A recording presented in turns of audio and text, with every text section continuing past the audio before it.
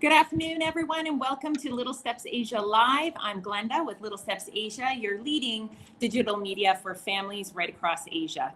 As you know, here at Little Steps, we do have a focus on education and kids and their well-being, and our topic today covers just that. It's about the relationship between our kids and video gaming.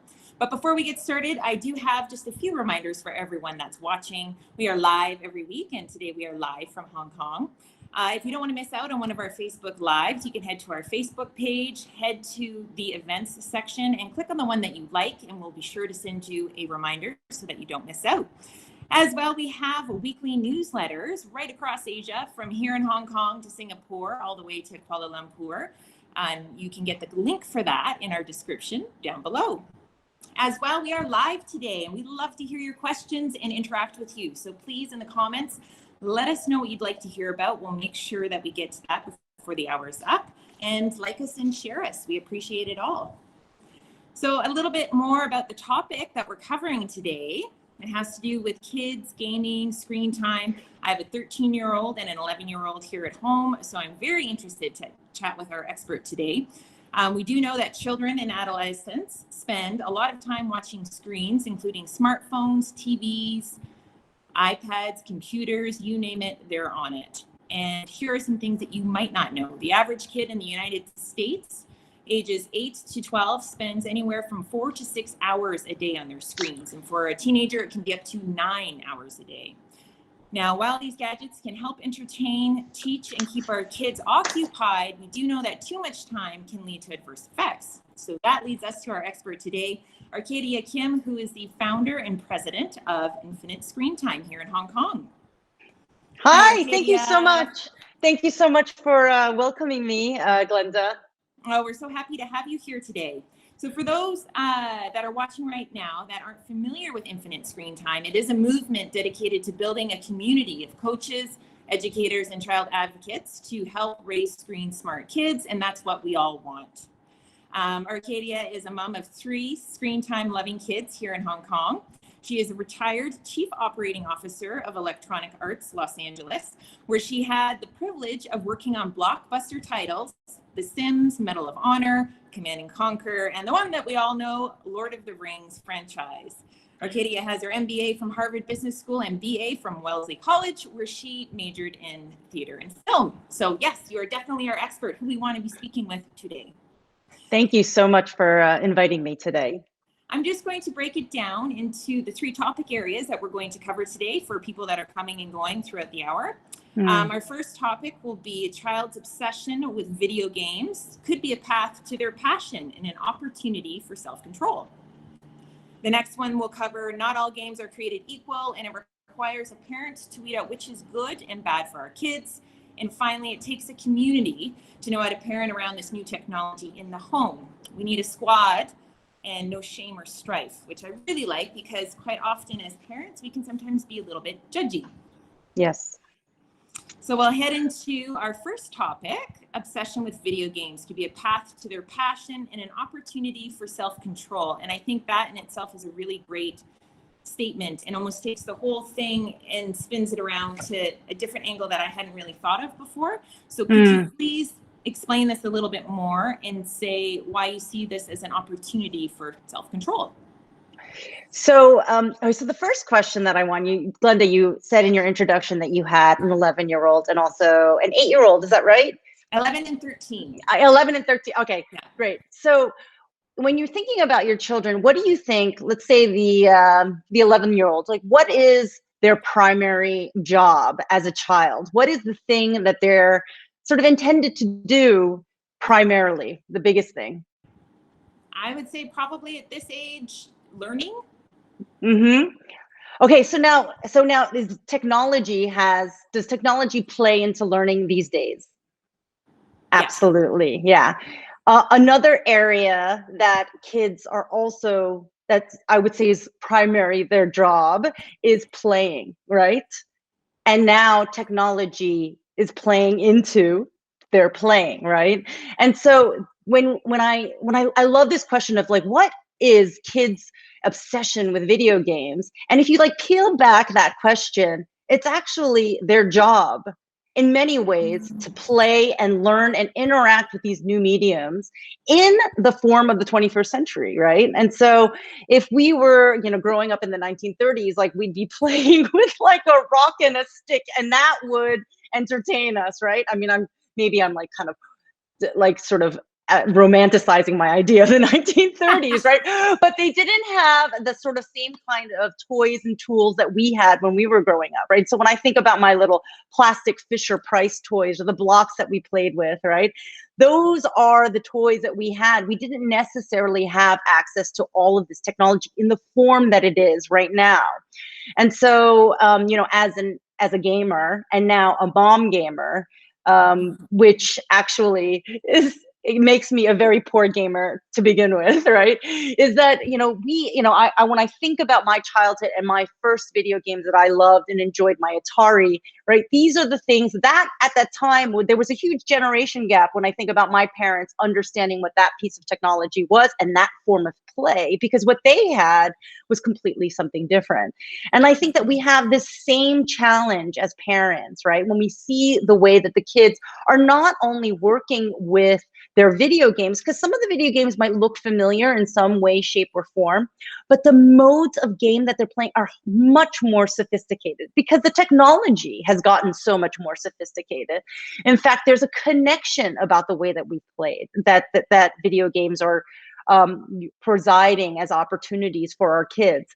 The visual effects are just so much more, right, deeper.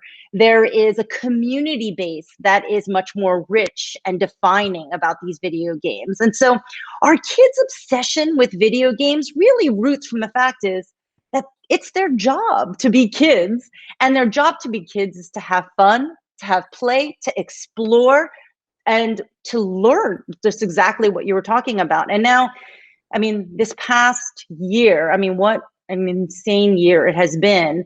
And I've been doing a lot of these, infinite screen time technology talks, because the pandemic has been the single year where technology has swallowed our entire families whole in one gulp, right? Mm-hmm. And has become savior and Satan at the same time, right? Because now, I don't know about you, Glenda, but as a technology expert, right, as somebody who has thought a lot about this for my family, we have rules, right? We had a lot of rules, right? We had lots of defining guidelines before this pandemic. Yes. And the moment we could not do things normally and we had to socially distance, we had to go to e-learning, all of those rules literally went out of the window. And I think that that's true for all of us, right? Oh my God, did they ever? Yes. Yeah. Yes. And even as parents, there's a lot of guilt that's associated with that. So yes, this is all very interesting. Yeah. And even the fact that we're doing these Facebook Lives and this has become, this new way of learning, right? It's kind of funny now that things are starting to open up. I'm like, do we really have to meet in person? There's some of these habits that we've defined through this last year has really stretched my imagination and also my thought about what was possible, about what we could do with this technology. And there's, in some cases, a lot more efficiency. There's, in some cases, a lot more rehaul that we have to do in understanding this technology. And we're going to get to that shame and strife bit, because I think that that's such an important aspect for us as parents, especially moms, yes, that we have on this topic. And so I know we're going to reserve that for later, but this is such a huge part of really dispelling the negative connotations of screen time. Totally right. Okay, and so would you say then the reason why our kids do become obsessed with video gaming is because it's designed to be that way? Oh, yes. And it taps into their curiosity and their desire to create and all of that, which is what you said they should be doing. Yeah, well, so I think that there's a three-pronged kind of challenge, right? It's like almost orbiting around our kid. There's number one, it's their job to have fun. It's their job to play, right? And this is a medium for that. The other part, as an ex-game maker, as the ex-COO of Electronic Arts making these video games, I kind of helped to concoct this formula for addiction, right? And there is something in the video game industry that we call the compulsion loop, right? And the compulsion loop has to do, I'll kind of break it down. It's very easy. Number one, you play, right? And then you gain points. And then once you gain points, and then you want to apply those points so that you become stronger, and then you can play more. And this is what we in the video game industry call a compulsion loop. And every great video game designer knows that a great game has compulsion loops that are embedded in the game and are indestructible. And if that compulsion loop is well oiled, then you know that that game is going to be a success, right? Okay. And so, and so in some senses, a lot of these tools, as well as these games, have this formula for addiction, right? I would also argue that we have a formula for addiction, this compulsion in everything that we do, right? So this is also part of how you establish self-control for your kids, is that you talk to them about this compulsion loop that's not only in video games, but is also going to be in your Starbucks loyalty card, right? It's also going to be in, their future Tinder account, right? It's also in their ability to study well for the the SATs, and to study well and do well in school, right? That there is this compulsion loop that we are humanly sort of, I guess, triggered by. It's like part of what motivates us, right? And for kids to understand and see that and be able to sort of break that apart, they can gamify to success on so many levels of their life, right? And so whether it's, learning a musical instrument, right? Whether it's getting good grades or becoming a better soccer player, etc. All of these things are really embedded in what we do, right? And so that's number two. And then number three is the pressure and parental guilt, and I guess like the negative connotation that we put on our kids. And so the more, if I tell you, Glenda, I'm so sorry, but you're not allowed to eat that delicious chocolate cake that's sitting in front of you. Now, what are you going to do? You're going to be thinking about that delicious chocolate cake, right? Yeah. Because I said you're not allowed to do it, right? And so the moment you say to your child, I'm sorry, kid, no, you're no, you're not allowed to play that video game. Forget it. It's terrible. It's bad. Then what does your child do? They start to obsess about that thing that they cannot do. And so it helps feed into it then. Yes. We want the opposite, and that's creating what we don't. So these three things and that kind of pressure that's being sort of put around these kids almost creates, in my opinion, and this is what the sort of mission of Infinite Screentime is this pressure cooker, right, of obsession, of addiction, right? And in order to break that, you need to almost unlock each one of those keys, specifically that matches your family values, right? Matches what distinctly makes the Smith family work, right? And then you can unlock that self-control for your child, right? And then they become the person that says, you know what, I've played enough. I've had enough fun today. I actually need to move on to something else.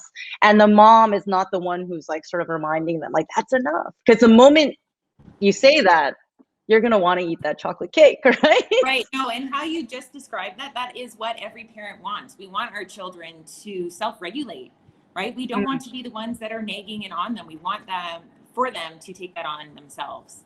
That's right. It's a part of them growing up. In fact, 200% of our kids will have something to do with technology in their future life, right?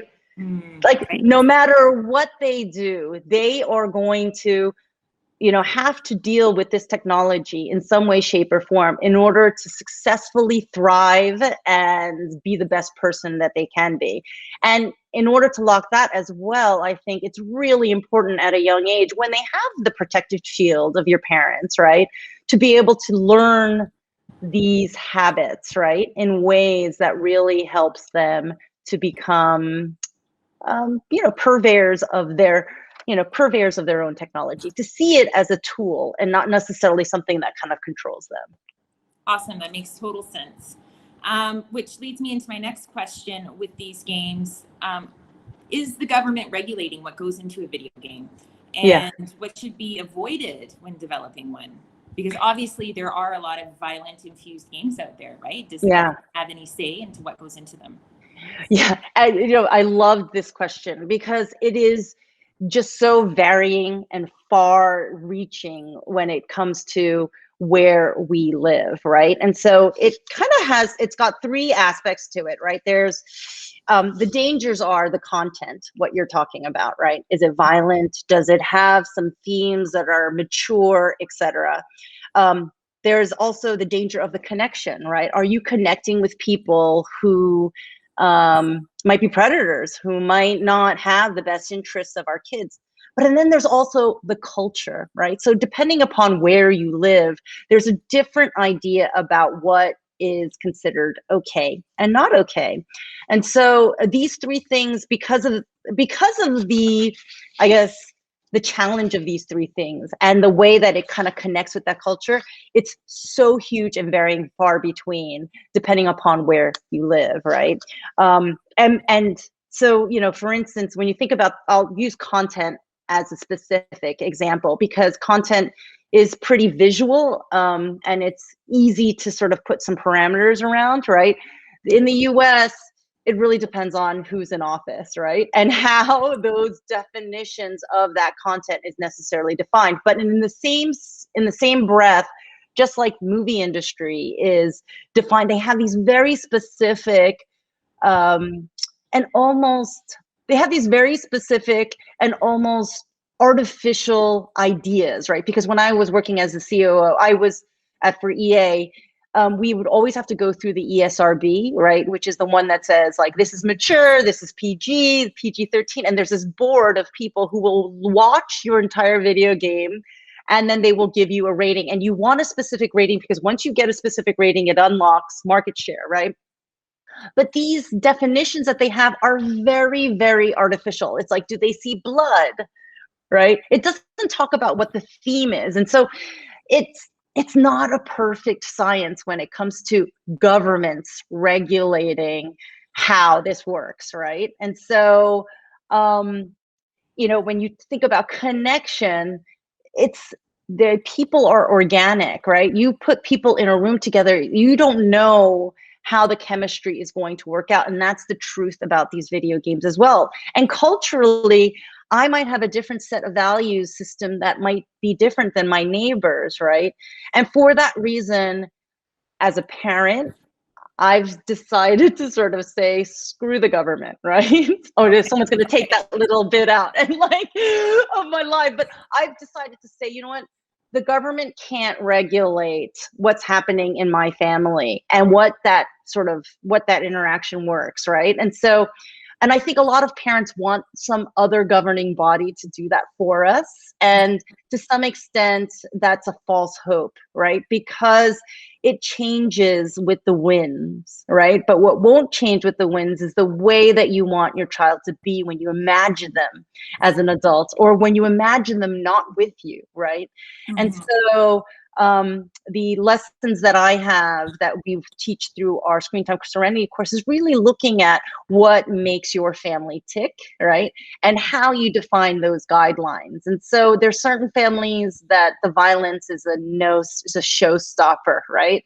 And there's others where they're like, well, you know what? If there's no blood, I'm okay with it, right? It's just action, right? And that gradation line is something that's really defined by the unit of your set, right? And so of your individual family, right? Every family is going to vary with what they're comfortable with and what they want to expose their kids to. So yeah, it's a personal family choice, right?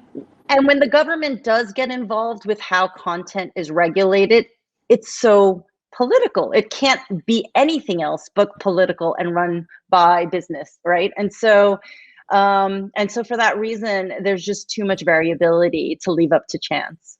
Right. Okay. Makes sense.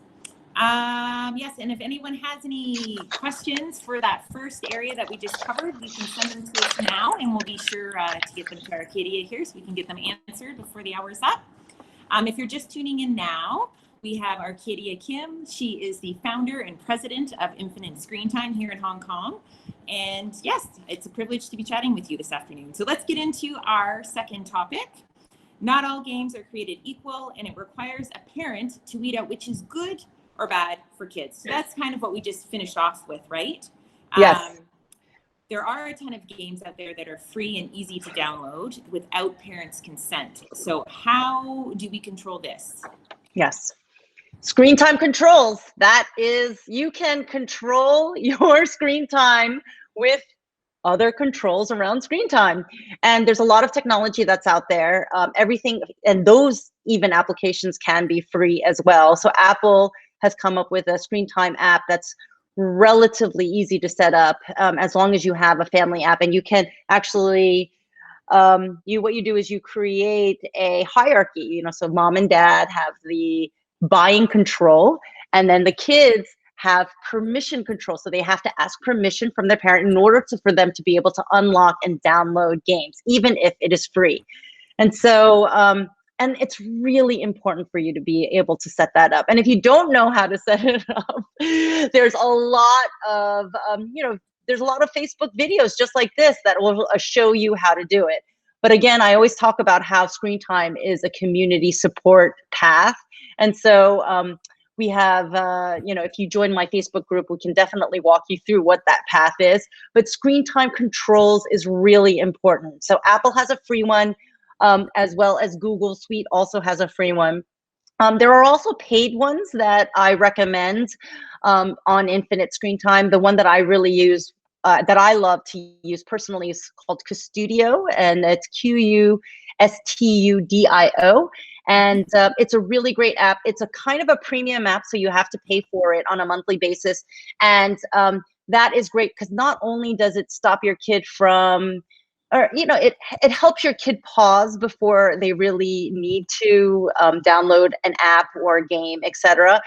They have to ask your permission. But what it also does is it helps sort of safeguard your kids against going to any sites that might not be safe for them, or content that they might not want to be, that you might not want them to be able to see.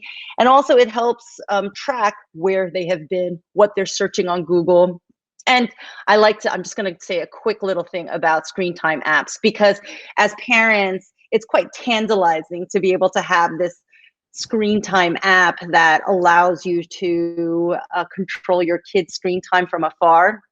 And you almost feel like Tom Cruise in like Minority Report. I don't know if you remember that movie where he's like standing there with all the screens and he can see where they're going. And right before they make a mistake, you could like swoop down and kind of, beat them in the head or something like that. Right. I would highly recommend not to be Tom Cruise in this situation, largely because kids are very savvy. They're much more savvy than we are. And once you start to be like Tom Cruise in that scenario, they will figure out a way to be like Tom Cruise in Mission Impossible, right? Because, and so, I like to say mentoring is a better way for you to use these screen time apps, because you have access to all of this information, almost like reading tea leaves in the bottom of your teacup to see what your child is interested in. You say, oh, I noticed that Susie is really into slime videos now, right? And oh, she must be really interested in slime. And bringing that in the conversation, as opposed to, I noticed you're watching slime videos. That's like so stupid. Why do you do that? Yeah. It's more about like, oh, like, so kids are really into slime. I noticed that you really like slime. What do you like about slime? It provides now all of this data and insight into what your kids are interested in. And it's a really wonderful opportunity for you to be able to use this technology to connect. Yes, no, I love that. It's a great, basically a conversation starter, right? With your child. You can see what they're interested in and kind of get in through the back door with them, right? That's right. And you know what? And having that conversation when they're young is I have a 15-year-old in the house right now. And it's such an important, it's a gift, right? To be able to have those kind of conversations and be able to open that conversation through the technology, because by the time that they're teenagers, when they're not telling you everything, you still have this kind of tether, right? To be able to see what their interests are and open this door for conversation. Right, yeah, makes sense. What video games would you recommend that are educational and entertaining? Oh, okay. So there are, it's so funny. There are, in every age group, there's a generation gap, right? And so you'll see probably from your 13-year-old to your 11-year-old that there's a generation gap from the technology that they're really interested in, right? And when it comes to video games, it's exactly the same. But the ones that I really love and that have staying power for me and my family have been Minecraft. It's kind of like Legos, but on steroids. And I've been so surprised about the building blocks of that and how amazing it has been. And it's stayed with them. One that I also really love talking about in Infinite Screen Time because of the fact that I don't think really parents understand it as well is Roblox. And Roblox is this, I'll sort of 5 minutes about 2 minutes about Roblox is that it's actually a development platform. And I don't think parents realize this, that there's two sides of Roblox. There's the playing side and then there's the development side. And so when parents see their kids playing Roblox, they don't realize that all of the games that are in the Roblox platform have been built within the community. And the reason why a lot of the games are kind of silly and a little bit pointless is because it's amateur video game makers making those things. And every time your child is buying something in Roblox using Robux, a fraction of that money is actually going to the developer. And most of the developers that are making games on Roblox are other little kids. And so it's this really amazing sort of open-ended play space where there's game makers and game players and you get really amazing feedback. It's and for that reason, because it's open-ended, if you put something bad into an open-ended space, it can kind of ruin it for everyone. So we hear a lot of bad press about Roblox and about how there's predators on there. We should really be, like safeguard our kids. And that's true because of the fact that it's open-ended, right? But if parents keep a watchful eye, constantly communicating with their kids about what they're doing on Roblox, it can be a really enriching and cultivating place for them creatively, developmentally, and also potentially financially. I mean, it's one of the game makers at Roblox. His name was Mr. France. He is actually now a junior at Duke University. He made a game called Jailbreaks, and he paid for all 4 years of his college education using money from Roblox. And wow. Yeah, because it's a really great. I love telling that story because that's those are those little slivers of stories that are success stories for all the negative stories that kind of can happen around Roblox too, right? Which are also relatively rare, right? And so, and I think the press likes to focus on the negative aspects of screen time and games, etc. Yeah, for sure. How can parents control their nighttime use with their kids? Yeah, right? I'm assuming there must be some kind of app as well, right, that could assist with this? Well, the best way to control the nighttime use is to have parents control their nighttime use, sadly.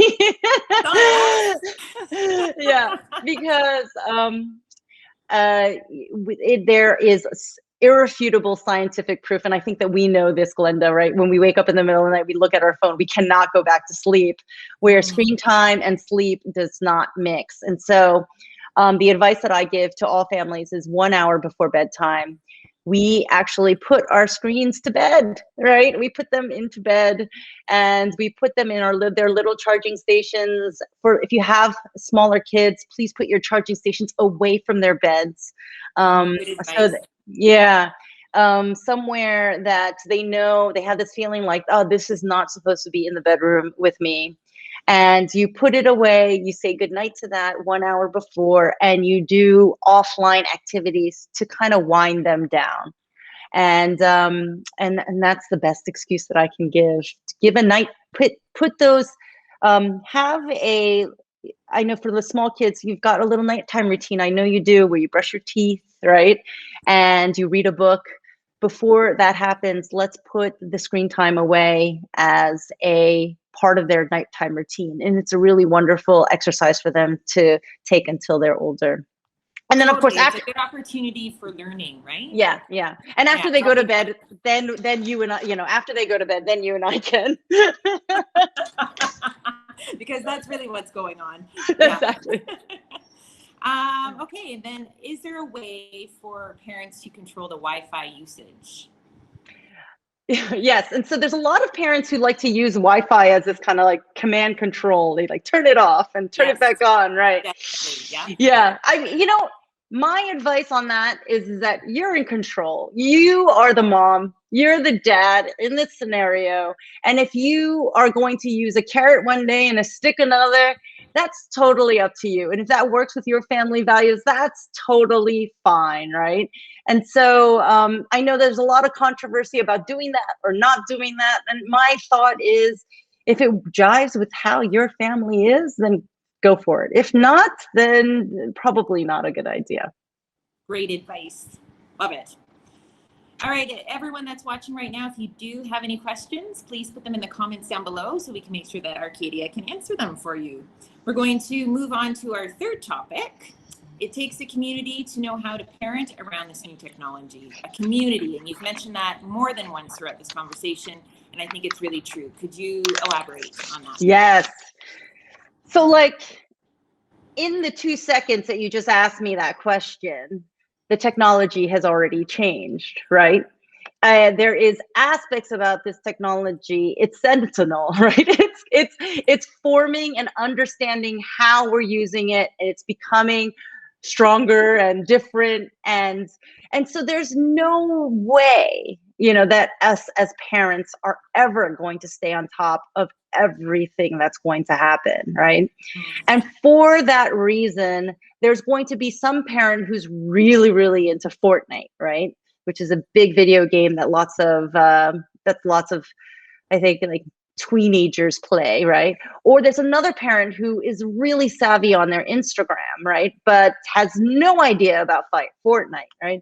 And so for that reason, I think that it's really important to build a squad, right? To have a squad that you can kind of count on and be able to bounce ideas off of without any shame. And so I feel like Screentime has become sort of the new shaming platform for society, where you see, if you're going to a restaurant, you see a family all looking at their screens, you're just like tisk tisk, right? I mean, I think that creates more issues, right, than a clear understanding, right, about what this technology is in our lives, right? We have no idea if that family is looking at their screens because there is something very momentous that's happening outside in the world that they're all connecting on, right? We have no idea what they're looking at on the other side. And so my vision for Infinite Screentime is to sort of build a community of sort of absolutely no shame, no strife. I can come in there and be like, I just watched my kid. I just caught my kid like watching porn. Like, what do I do? Like, I feel horrible. I feel completely like, wrecked.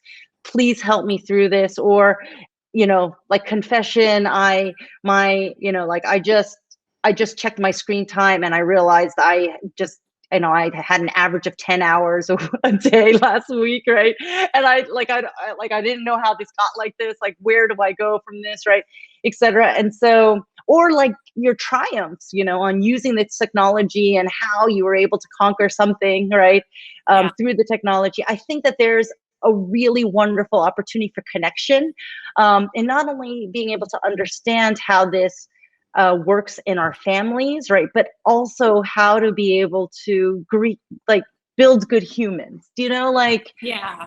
Humans that are good to each other on this technology and don't hide in their technology, trolling people or building hate farms or things along those lines. I think that that's my hope, that we are able to sort of talk about this in an open way, where we feel so that this technology is going to be a tool for good, and not have it turn into something, something that's something that's not good, right? Right, right. And to have, for us parents to support each other, right? Yeah, to bounce ideas off of, we need that. And technology is definitely an area that we could all use some support in, right? So I think that's a very positive way and outlook to view that.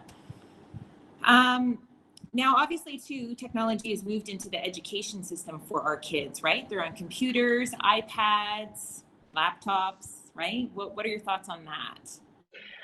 I think it is.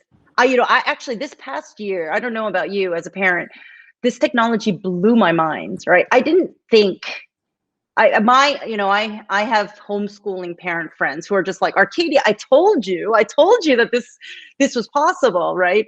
But in my sort of school of thought, in my traditional idea of school, I didn't think that kids could thrive and be, sort of thrive and learn this year in the mode that they did it, but it's been incredible to watch them do it. And so, and my kids have gotten so extremely savvy on their technology. It's astounding. It's astounding. The challenge has been for them and for me is to know the division of when school stops, right? And then when play begins, because now it's been like this sort of, I don't know, like it's oozed into, like school has oozed into like playtime, right? And I didn't know, and because of the fact that they couldn't meet their friends in the same way that they have been in the past, or go to the pool, or like just run around outside, that really challenged me, right? That really challenged my idea about the technology. And so, my thoughts is that we're probably going to see a lot more of this technology integrated into the schools, right?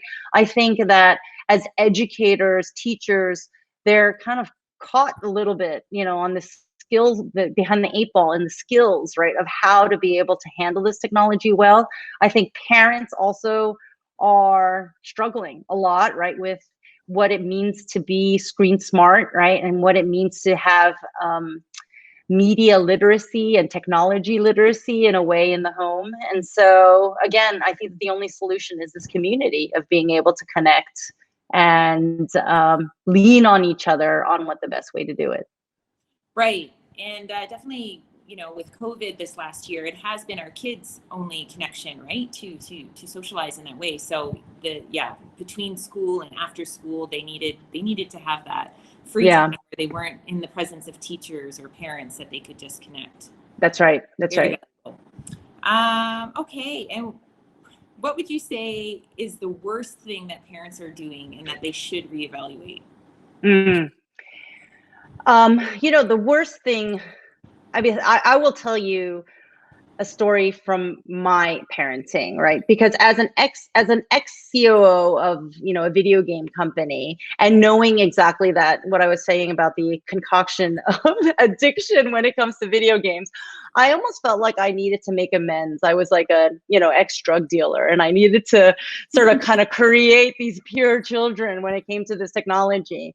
And I think the thing that I would want parents to reevaluate is don't do what I did, right? Which was I equated my kids not being on the screen to being a good mom, right? Or doing parenting well. And so I had so many rules about about screen time.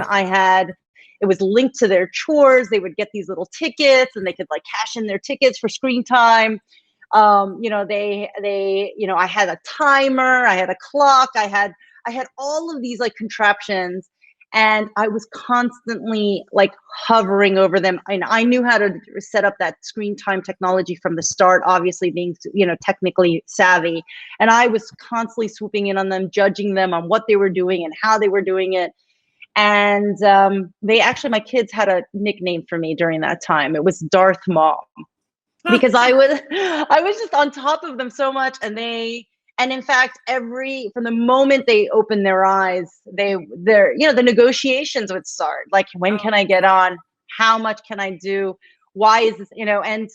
And it was debilitating of our family life and our relationship, and our vacations were so stressful because they wanted some free time to get on, and they couldn't, and I was on top of them. And so like, I guess, and I had a moment where my son, at the time he was 10, he threw an iPad at my head, and it nearly knocked me out because he was so angry with me. And I was so angry with him.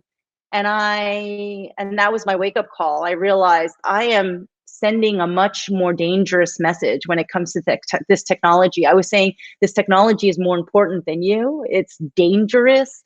It's on the same level as drugs and alcohol.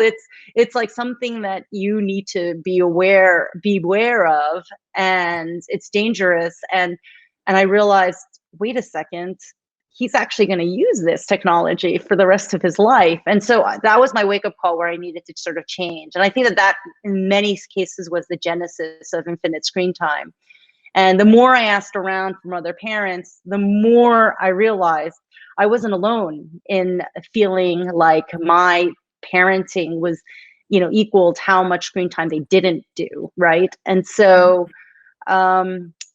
that's why I've kind of come up with this idea of infinite screen time. If you unlock a lot of that strife and that guilt and that societal pressure, as well as putting technology in its place and giving kids the agency for their own self-control, that this technology can become infinite for them. The screen time can become infinite, not unlimited, but infinite. Right. Okay, and that being said, what are the 2 best parenting tips that you can give us for parenting around technology? Okay, so think of yourself, okay, number 1, think of yourself as a soccer mom for technology, right?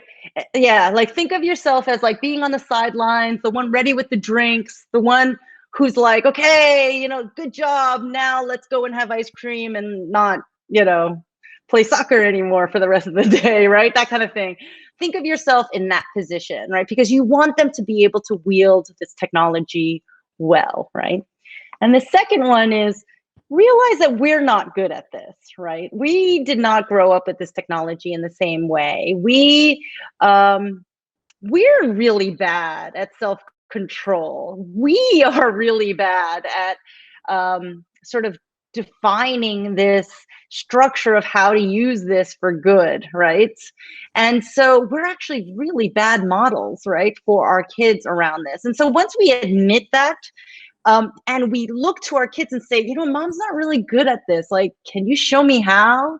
Then all of a sudden they're so much better. They can be so much more better than we are because they don't have this fear that is embedded. They actually were born with it. And so those would be my 2 bits of advice. Your kids will love coaching you on this thing because they are so good at it and they want to be better at you at something. And in fact, you want them to be better at you at everything, right? So of course, yes. Yeah, that's the whole point, right? And so this is a really amazing opportunity for you to use this technology to switch up your parenting in a different way, because it's new. It is new, yeah, and you've had some really, really great points here today. Could you explain your Screen Time Serenity course that you've mentioned a couple times? Yeah, so I have a Screen Time Serenity course. It is closed right now, but we had 49 people go through the course. I'll start it again maybe in the fall, right? But it is an online course, which is ironic, right? It's like so meta. Can you imagine like taking a Screen Time course on Screen Time? But it's a self-paced course, and I built this methodology that really defines the where, when, and why of your screen time for your family. And I've talked a lot about family values. We do a family values exercise. We do an analysis of how your family interacts, what your kids do on a weekly basis, and how screen time slots into that. And then we also do a analysis of the where, right? Where do you screen time or where do you not screen time? And at the end of this course, you have this wonderful sort of family contract, or you don't. It's so funny because a few families have gone through it. They said, we've talked so much about screen time as a family against our family values that we realized we don't need a contract. We just need an understanding. And so it's and so at the end of that, you've got this idea about what screen time is and how it works in your family. And it's been amazing for me to be able to guide these families through this journey. And it's not always easy and it's not always perfect, but the analogy that I use is a pilot friend once told me that 90% of the time when a pilot is going to their destination, 90% of the time they're actually off course. So like that map with the line, 90% of the time they're not on that line, but they always get to the destination, right? And that, I love that analogy because it's about having an idea about what you think your family needs to be like with their technology as a destination. Now, that doesn't mean every day is going to be perfect. And there's going to be some days when you're like, whoa, how much screen time did I actually do? Like, hey, that's way too much Fortnite. But you have a destination idea about where you want your child and your family to be in their relationship with their technology. And I think that that's the goal of that course. Oh, this sounds awesome. And yeah, just teaching that you can be flexible. The route can change, right? That's right. You'll get there eventually. Yes, yes. Thank you so much, Arcadia. I know that this whole topic can be overwhelming for so many of us out there as parents. Yeah, you gave some really great tips. It was very insightful. Thank you for joining us today. Oh, so much fun to do. I love talking about this. Yes, no, you can tell you're very passionate and you know your stuff. And I'll just let everybody else know that's watching right now. If you would like to know more and join the Infinite Screentime movement, you can head to Infinite Screentime and you will receive a free gift of Screentime Rules That Work cheat sheet. And if you'd like to look more into the Screentime Serenity course, you can head to screentimeserenity.com. Thank you so much. Oh, thank you, Arcadia. It was a pleasure.